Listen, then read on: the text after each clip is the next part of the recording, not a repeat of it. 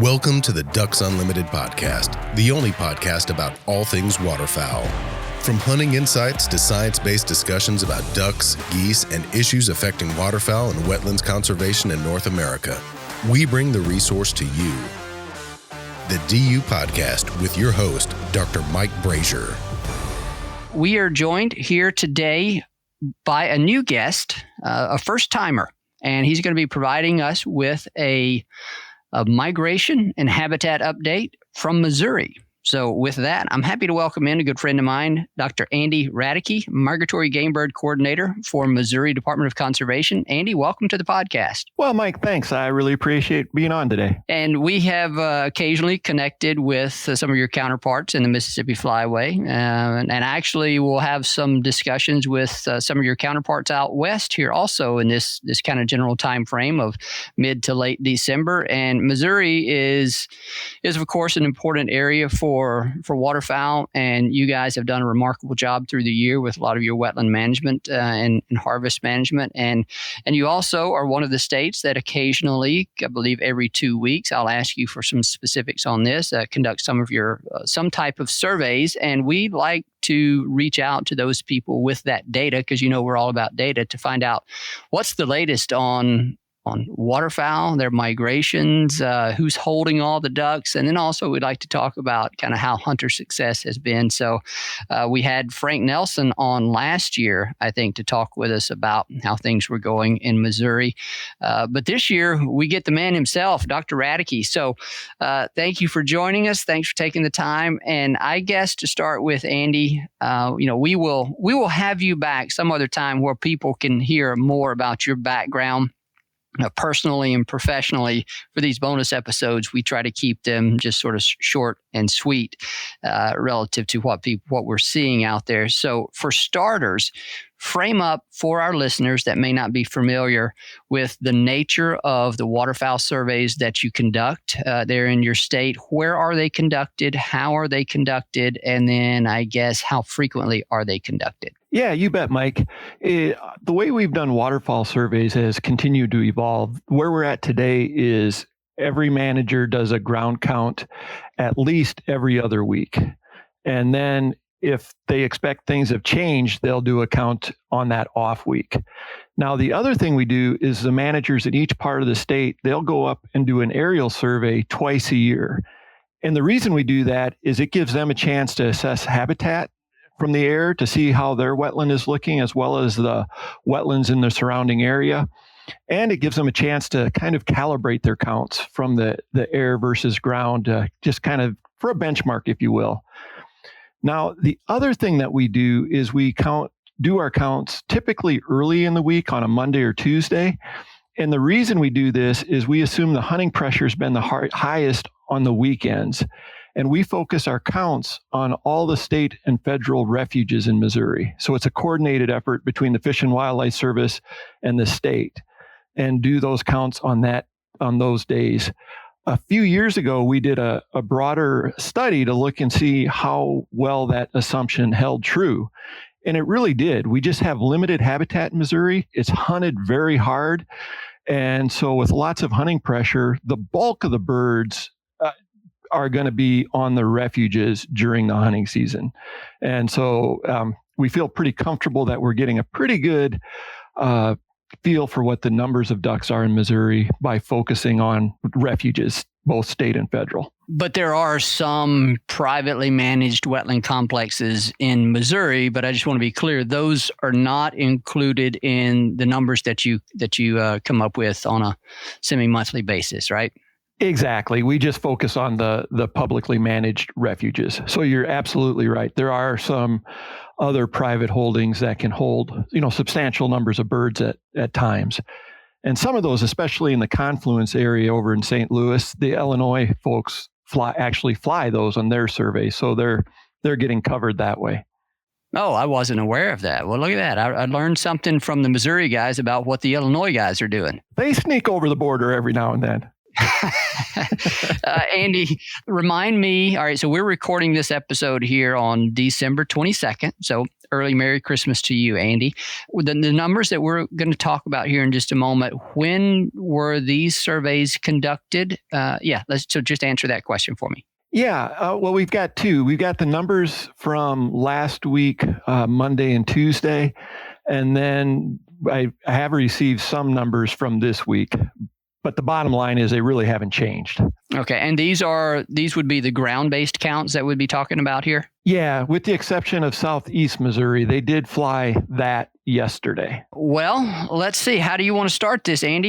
You can give me some highlights of what you're seeing in terms of duck numbers. You can, if you wanted to, you can kind of step through a progression of what things have been like, generally speaking, this year. Having spoken with a lot of other state biologists, I can probably guess what you're going to tell me about how this waterfowl season has transpired, but maybe that's a useful place to start. And then we can talk specifically about what it is that you've seen here in the past week or so. Yeah, the last 3 years, every year I keep saying, man, this is a crazy year. But when you keep saying it's a crazy year every year, then I don't know what that means. But it has been a crazy year. We, like everybody, that migration in late October, in terms of numbers of ducks that migrated into Missouri, was really historic. And for the last 20 years, we just haven't seen that substantial of migration that early in October. But since then, we really haven't had any substantial migration events. We've seen a gradual transition where we've, been picking up mallards gradually and losing birds, other species, pintail, gadwall, shovelers, kind of gradually as it's gone. But as a result, it's been a really unusual year, just in terms of the way I like to think of it. We always talked about having a predictable migration around Veterans Day, where you'd see the biggest first push of mallards. You might actually be losing some early season migrants, but really that is typically when the big change occurs. And this year that was in, that mid to late October. And since then, not much change. Our numbers, looking at our count last week statewide, we had about just over 700,000 ducks, which compared to the last 20 years is about right on average. It's lower than what we've experienced the most recent 5 years, which is closer to almost 1 million ducks at this time of year. And so, but long term, it's about where you'd expect. Now, I know it was a bit dry in Missouri early on. How have habitat conditions changed, I guess, since late October? What are we looking at over there in Missouri in terms of habitat conditions as of now? We have not been effective in our rain dance. We've tried and it has not worked. It has been dry. It's still 40% of the state is abnormally dry or experiencing drought. It's really hit the west part of the state around Truman Reservoir, Four Rivers, Shell Osage, those areas. They just have not had much water. And so a lot of wetland habitat that we'd often see inundated with good duck producing habitat, holding habitat, is dry. Truman Reservoir is a large reservoir. When water's up, can provide great hunting. It's been really low. They've received a few rains, but not enough to really substantially change habitat. The only place, Southeast Missouri, they had a good amount of rain in October, much like Arkansas and the lower MAV. But since then, they've had some rains, but not substantial amounts. And what can you tell me about harvest reports from the field? I realize we probably don't have a whole lot of data to go on at this point. You might have some local surveys that are out of some of your conservation areas, but either based on whatever limited data you might have, or just kind of what you're hearing or what you're experiencing, how has the hunting success gone thus far? It's been up and down. I guess some parts of the state, Northwest Missouri, early in the season did better than I expected. North Central Missouri's been doing, fairly well. Like you mentioned, though, we've been dealing with the same ducks now for quite some time, and so hunting is getting tough. And I think, when we talked about the lack of rain, I think that's been problematic in two ways. One, we just don't have the habitat that we would like.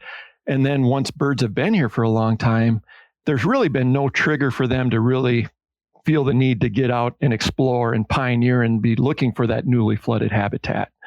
So, that's, I think, been a tough one. This message, the message that you shared, Andy, is like a wash, rinse, repeat type of thing that pretty much everyone I have spoken with has offered some variation of that very story. I think, if I'm not mistaken, there might have even been some zones in Missouri that missed out on that early cold weather in October. I think a common colleague of ours was kind of lamenting the fact that the Missouri hunting season has not yet opened whenever we had that, almost near record cold in October. Do I have that right, or am I thinking about some other state? No, you're absolutely right. And this could be a whole nother topic, but we base our hunting season dates on hunter opinion. We do workshops around the state. We do a survey, and we set season date formulas for 5-year periods. And it's both times in the last, 10 years ago, and then most recently, it's just really surprised me. People really desire later seasons. And even in the workshops, we'll present the data, highlight how important November hunting is, and still they want later seasons. Now, this time, it was not quite as strong. And so we'll actually be seeing, beginning next year, the seasons in the North Zone and Middle Zone opening a little bit earlier than they have recently. And this year, ironically, the North Zone opened the latest as ever had. And it's a year we've had the biggest migration, the earliest we've ever had. So great timing. Yeah, setting duck harvest season date, zones and splits is one of those things where you wish you had a crystal ball. There's almost some bet hedging that probably goes into the thought process of people when formulating their preferences, and kind of certainly whenever you all are evaluating those preferences and that feedback. So it's a tough one, and yeah, we're going to talk about that a bit with Ken Babcock and Dale Humberg, some of your good friends, on some other episodes that we have in the works. The whole evolution of zones and splits and what it is that we try to achieve with those. So that's a sort of a good tease for that upcoming conversation. So thank you for that, Andy. I want to shift back to our conversation about the numbers that you've seen here in the past couple of weeks. Are there any conservation areas, any species, or any aspect of what you saw here recently that jump out that we would be worth talking about? The one, I guess it's not just this week, but perhaps the biggest change we've noticed in the last couple of years is the change in migration patterns of white fronts.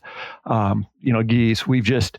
It used to be that we would hear them flying over in late October, and you might see some land, and the next day they'd be gone.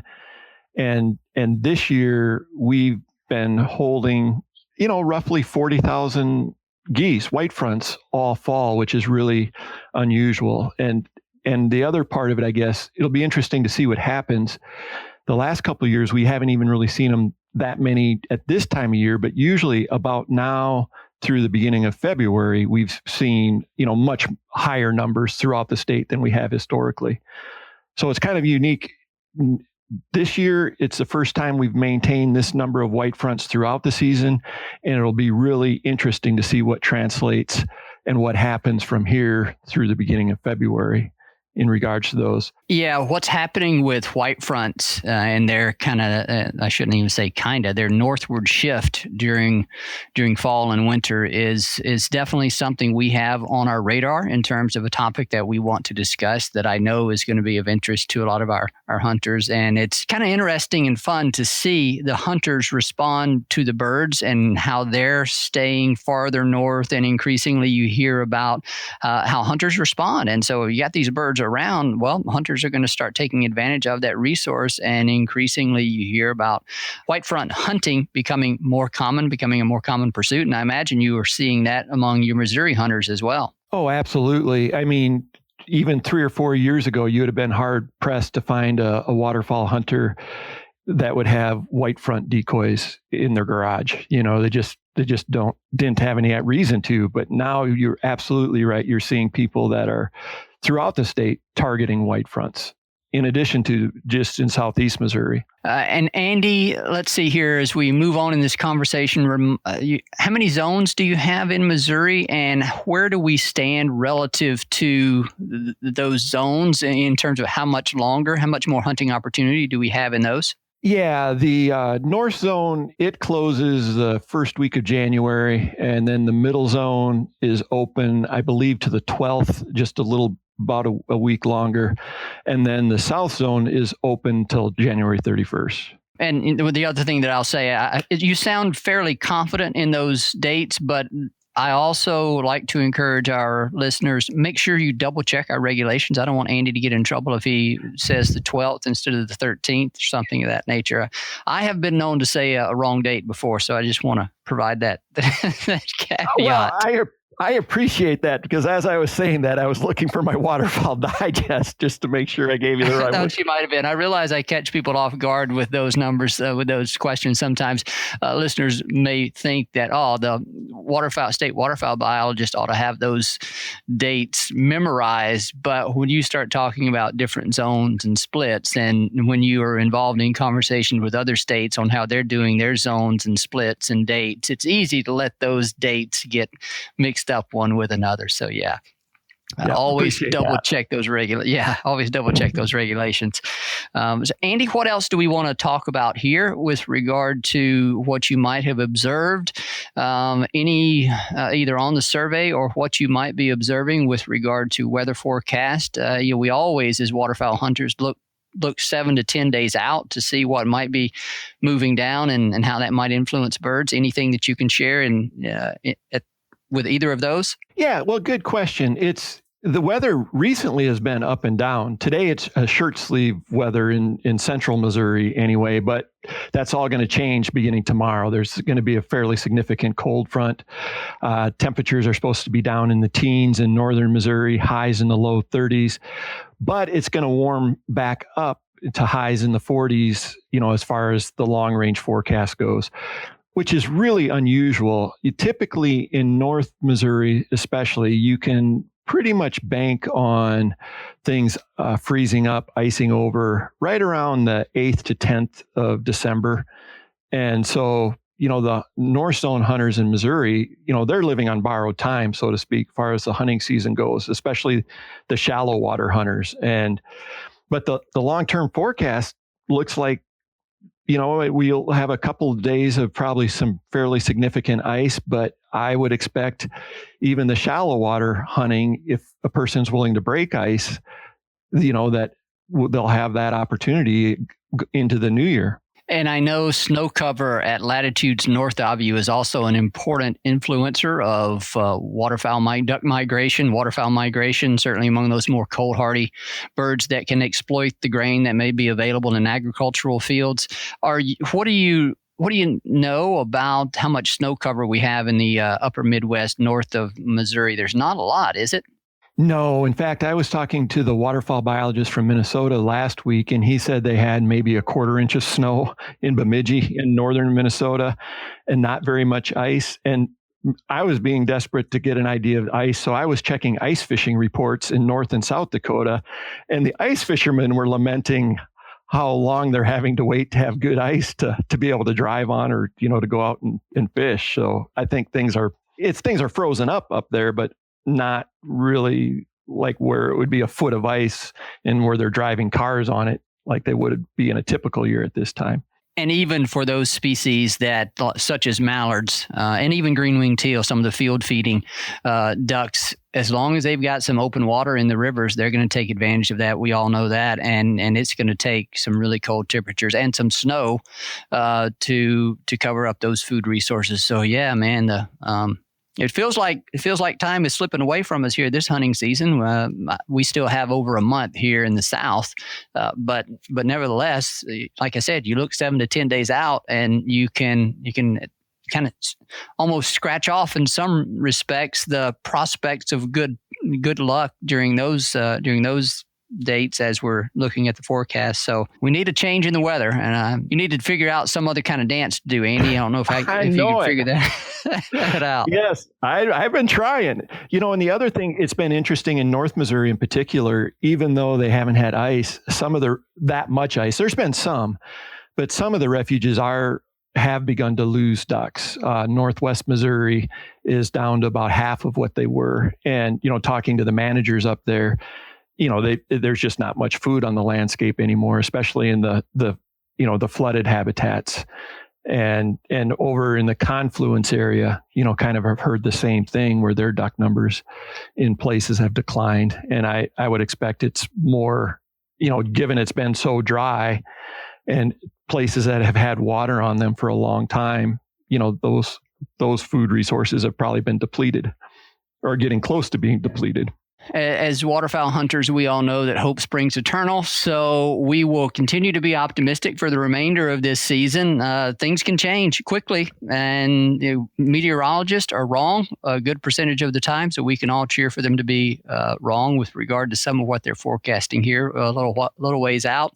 And then we can hope for those of us that have some remaining hunting opportunities in January that things do turn around to a more favorable atmosphere for moving these ducks around and giving us an opportunity to take a few of them. So, Andy, unless you have anything else, I believe we've about covered all that I wanted to. I appreciate you giving us a quick update here, but just in closing, any other remarks?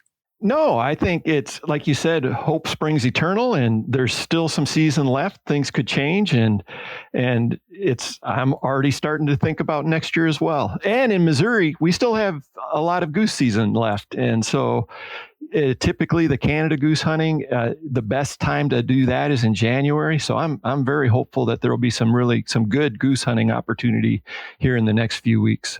Very good. Thank you for that, Andy. And hey, Merry Christmas to you and your family. I hope you have a good holiday season. Stay safe, get out, chase a few animals, and look forward to catching up with you sometime in 2021. All right. I appreciate it, Mike. Merry Christmas.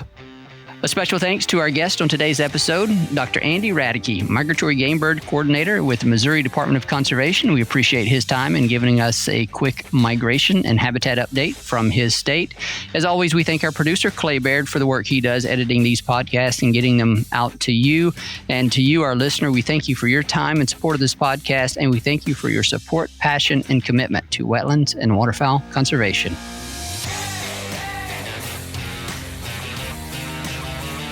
Thank you for listening to this episode of the DU Podcast.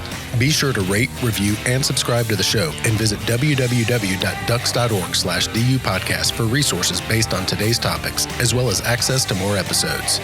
Opinions expressed by guests do not necessarily reflect those of Ducks Unlimited. Until next time, stay tuned to the Ducks.